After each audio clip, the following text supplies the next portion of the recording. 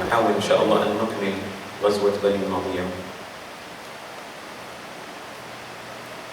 إن شاء الله. في هذه الليلة سنتكلم عن بعض أوصاف أهل النفاق، لأن الله سبحانه وتعالى في سورة الحشر ذكرهم بالتفصيل،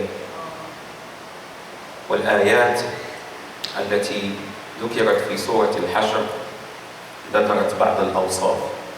إلا قبل الولوج في هذه الآيات أعرج على ما قال الشيخ يوم الأحد عندما ذكر مسألة أهل النفاق، فقال ربنا جل وعلا في سورة البقرة بدأ بأوصاف أهل الإيمان فذكرهم في 4 أوصاف، وذكر أهل الكفر فذكرهم في وصف واحد، وذكر أهل النفاق فوصفهم في 13 وصفا. لماذا ربنا سبحانه وتعالى ذكر أوصاف النفاق في 13 آية؟ جمع صفات الاثنين. لا، لم يجمع صفات الاثنين، لأن صفة المؤمن ربنا سبحانه وتعالى قال الذين يؤمنون بالغيب ويقيمون الصلاة ومما رزقناهم ينفقون، صحيح؟ والذين يؤمنون بما أنزل إليك وما أنزل من قبلك وبالآخرة هم يوقنون أولئك على هدى من ربهم وأولئك هم المفلحون. عند صفة الكفر ذكرهم بآية فقال إن الذين كفروا سواء عليهم أأنذرتهم أم لم تنذرهم لا يؤمنون. يعني سواء كانت الحجة أمامهم أم كانت غائبة عندهم فالأمر عندهم سواسية، فالأمر عندهم سواء، يعني لم يهتدوا سواء جاءتهم الحجة أم لم تأتهم الحجة.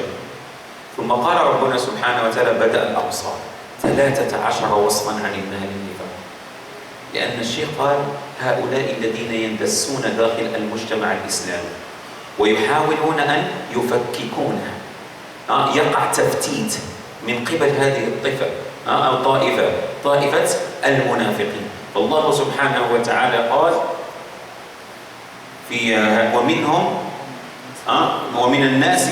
ومن الناس من يقول آمنا بالله واليوم الآخر وما هم بمؤمنين يخادعون الله والذين آمنوا وما يخدعون إلا أنفسهم وما يشعرون. النفاق ينقسم إلى قسمين، هناك نفاق اعتقادي وهذا الأخطر والأدهى والأمر، وهذا جزاؤه ربنا سبحانه وتعالى يقول إن المنافقين في الدرك الأسفل من النار، ليس فقط في النار ولكن في الدرك الأسفل، يعني في أسوأ مكان من أهل النار هم هؤلاء. فهذا هنا نفاق اعتقادي. ما معنى الاعتقادي؟ أن يظهر الإسلام ويبطن الكفر، أن يظهر الإسلام ويبطن الكفر. من علاماته البغض للدين، من علاماته البغض لرسول الله صلى الله عليه وسلم، من علاماته البغض لسيرة رسول الله صلى الله عليه وسلم، من علاماته أنهم يوالون أهل الكفر ويعادون أهل الإيمان. فمسألة الولاء والبراء عندهم إشكالية في مسألة الولاء والبراء، فيوالون أهل الكفر ويعادون أهل الإسلام. يقول الله سبحانه وتعالى في سورة المائدة فترى الذين في قلوبهم مرض. انظر دائما ربنا سبحانه وتعالى when he wants to describe the people of hypocrisy he will talk about their heart, and when he said in their heart there is disease, there is disease. So Allah subhanahu wa ta'ala said فترى الذين في قلوبهم مرض يسارعون فيهم. What they mean? They run toward the disbeliever. Why? يقولون نخشى أن تصيبنا دائرة. We are so fearful that things will not work with the Prophet Muhammad sallallahu alaihi wasallam. His deen will not prevail. And now we have something to lean to. To lean to whom? To the kuffar.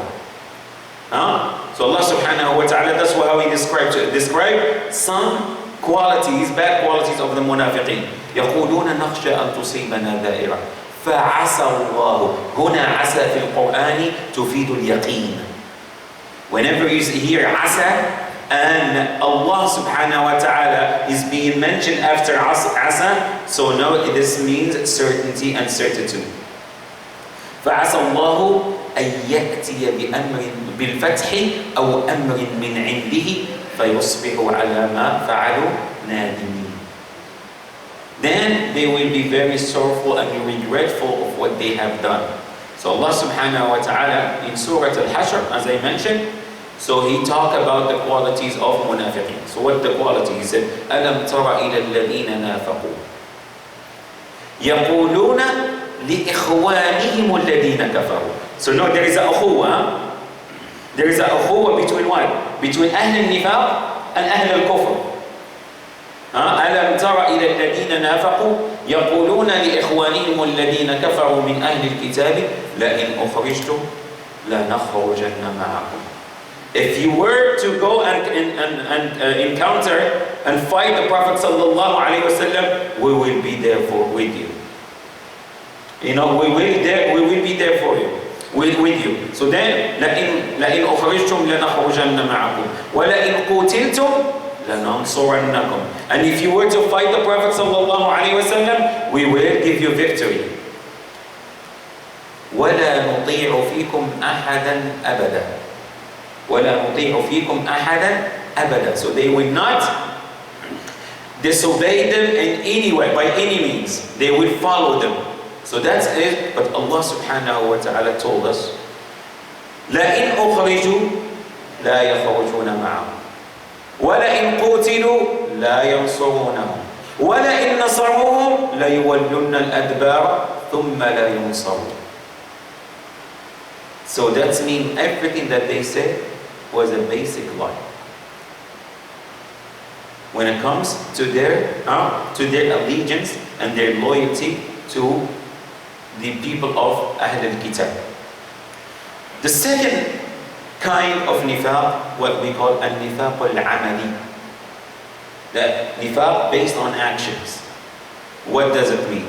There is nifaq in the salah. Allah subhanahu wa ta'ala described to us in Surah Al-Nisa a decisive prescription of Ahl al-Nifaq when it comes to the Salah. Allah subhanahu wa ta'ala said, وَإِذَا قَامُوا إِلَى الصَّلَاةِ قَامُوا كُسَالَى. So what's the purpose? يُرَاءُونَ النَّاسِ. You want people to see them making the Salah. وَلَا يَذْكُرُونَ اللَّهَ إِلَّا قَلِيلًا. That means when they are by themselves, they only remember Allah just a little. So you see, that's what Allah subhanahu wa ta'ala, إِذَا قَامُوا إِلَى الصَّلَاةِ قَامُوا كُسَالَى يُرَاءُونَ النَّاسَ وَلَا يَذْكُرُونَ اللَّهَ إِلَّا قَلِيلًا. And that's how Allah subhanahu wa ta'ala described their state of mind and state of heart. مُدَبْدَبِينَ. You see, when you are shaken and you don't know which group you're going to lean to, مُدَبْدَبِينَ بَيْنَ ذَلِكَ. لا إلى هؤلاء ولا إلى هؤلاء. They don't know where to go. Did you see that? They're very unstable, very hesitant. So that's what Allah subhanahu wa ta'ala described to it. مُتَبْدَبِينَ بَيْنَ ذَلِكَ لا إلى هؤلاء ولا إلى هؤلاء وَمَنْ يُضْلِلِ اللَّهُ فَلَنْ تَجِدَ لَهُ نَصِيرًا. And whom Allah misguides, you will never find somebody to help them. And the Prophet sallallahu alaihi wasallam said in a hadith, أربع من كن فيه كان منافقا خالصا ومن كانت فيه خصلة كانت فيه خصلة من نفاق إذا حدث كذب وإذا وعد أخلف وإذا اؤتمن وإذا خاصم فجر. So the Prophet sallallahu alaihi wasallam in a hadith, he said 4 qualities, bad qualities, if they are found on a Muslim, he is a pure hypocrite. He is a pure hypocrite. So the first one, whenever he talks, he say a lie. And the lying is the worst thing for the Muslim. One man came to the Prophet sallallahu alaihi wasallam, he said, Ya Rasulullah, أيزني المؤمن وهو مؤمن؟ قال نعم. قال أيسرق المؤمن وهو مؤمن؟ قال نعم. قال أيكذب المؤمن وهو مؤمن قال لا.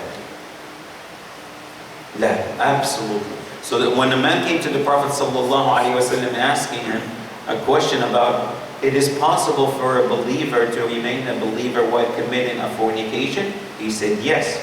He said it is possible for a believer to remain as a believer while he is a thief or steals something. He said yes. He said it is possible for a believer to remain as a believer while he says a lie. He said yes. And lying is the worst thing. So إذا حدث كذب وإذا وعد أخلف. Whenever he promises someone, he does not fulfill his promise. Especially on our worst situation that pertain to most of us is time. I'll meet you at 1 o'clock. Brother is waiting for 2 hours. Maybe he's lucky if you show up at 3 o'clock. Yes? So this is one of our main problems that we face as a Muslim. And subhanallah, this is not the character of the Prophet sallallahu alaihi wasallam. So وَإِذَا وَعَدَ أَخْلَفَ وَإِذَا اؤْتُمِنَ خَانَ. Whenever he's entrusted with something, he will waste it or misuse it. And amana, it's so important. Listen to what Allah subhanahu wa ta'ala told us toward the end of Surah Al-Ahzab. In the last page of Surah Al-Ahzab, Allah subhanahu wa ta'ala said, إِنَّا عَرَضْنَا الْأَمَانَ عَلَى السَّمَاوَاتِ وَالْأَرْضِ والجبال والأرض والجبال فأبين أن يحملنها وأشفقن منها وحملها الإنسان إنه كان ظلوما جهولا. That the amana, the trust, was given to the heavens, the earth, the mountain, and they declined, not out of disobedience to Allah, but out of the magnitude and the value of what? Of the amana. They cannot disobey Allah subhanahu wa ta'ala. But why? They were so fearful of this amana. But the human being had the tendency to take that amana, and Allah subhanahu wa ta'ala, what did He say? Those we call them sifatul mubalagha. شتان بين الجاهل والجهول والضال والظلوم. فالظلوم والجهول أي الذي يبالغ في الظلم ويبالغ في الجهل. فهنا جاء على صفة المبالغة. فالله سبحانه وتعالى إن الإنسان كان ظلوما جهولا. And then وإذا خاصم فجر. He cannot constrain himself.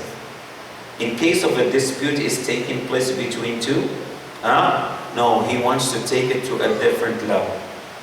He wants to show that he's, that he is tough and he can win this dispute and do whatever it takes. Fajr. Rasulullah sallallahu alayhi wa sallam قال أضمن لواحد منكم بيتا في وسط الجنة. I will guarantee for you a house in the middle of Jannah. He said, لمن يا رسول الله؟ قال لمن ترك المراء ولو كان على حق. It's only to avoid disputing with other Muslims, even though that you know that you are on the truth. But you are avoiding it just for the sake of Allah. Allah subhanahu wa ta'ala in reward will give you a house in Jannah, in the middle of the Jannah. So وَإِذَا خَاصَمَ فَجْرٍ. Last thing about the most important thing about the Ghazwat Bani Nadir, you know what? One hukm was revealed to the Prophet sallallahu alaihi wasallam when the Muslims were surrounding the city of Bani Nadir. You know what it is? Anybody knows? What's the hukm that Allah has revealed to the Prophet sallallahu alaihi wasallam? Hukm Bani Nadir.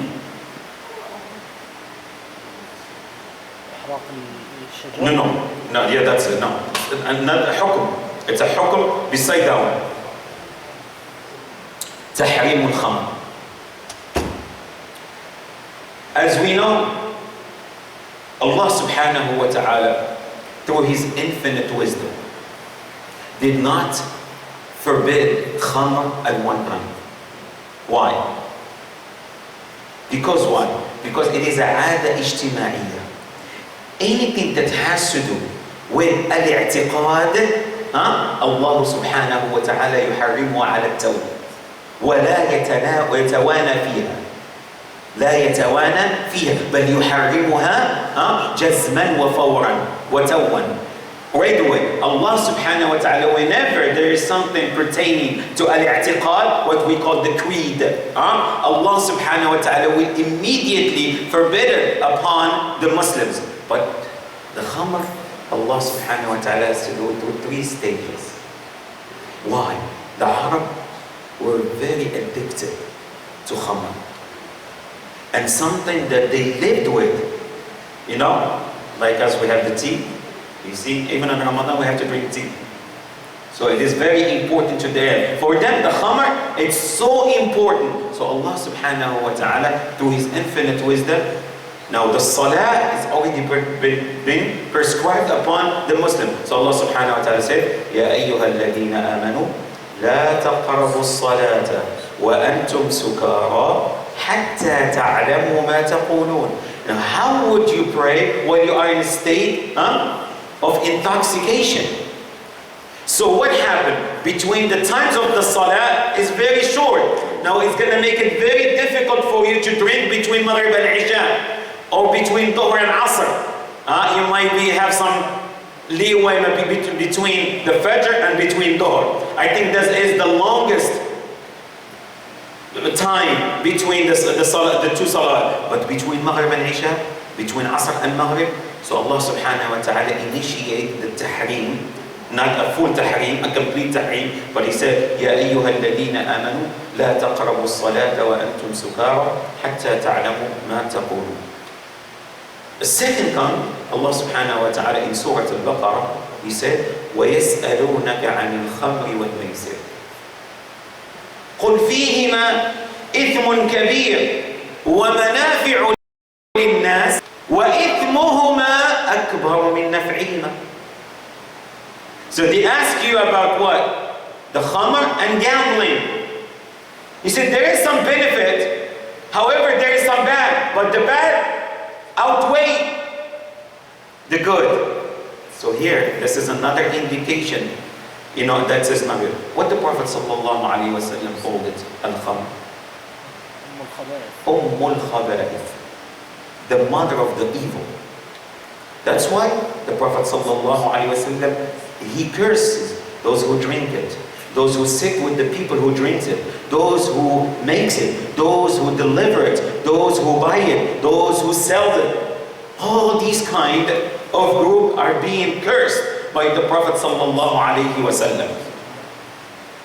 So the Prophet, and this is the second ayah. Now the third ayah, where Allah subhanahu wa ta'ala, now do you see, and between the first and the second were time. So what? He is preparing, He is preparing the believers to accept the commandment of Allah subhanahu wa ta'ala. That's why the Prophet sallallahu alayhi wa sallam, 13 years in Mecca, he never 13 years in Mecca, he never ever talk about any commandment. Ya ayyuhan nas, qulu la ilaha illallah tuflihun.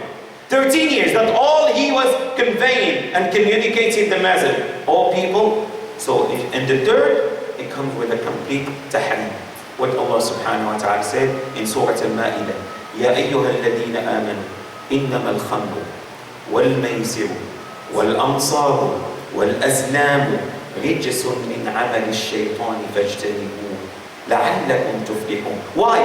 Innama yuridu al-shaytan أن يوقع بينكم العداوة والبغضاء في الخمر والميسر ويصدكم عن ذكر الله وعن الصلاة فهل أنتم منتهون. As soon as this ayah was revealed, all the Sahaba in Bani Nadir, they were just basically آمنا يا رب وانتهينا. We have believed and we have ceased. And then you say, the Sahaba, you said you can see a river flowing of khamr in Bani Nadir.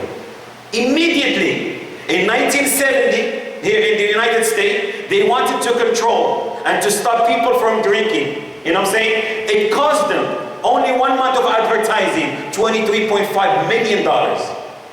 And at the end of the year, the people who drink were worse than before.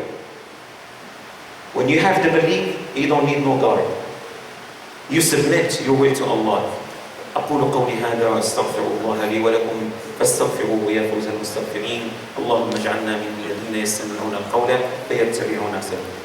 جزاك الله خيرا. محمد.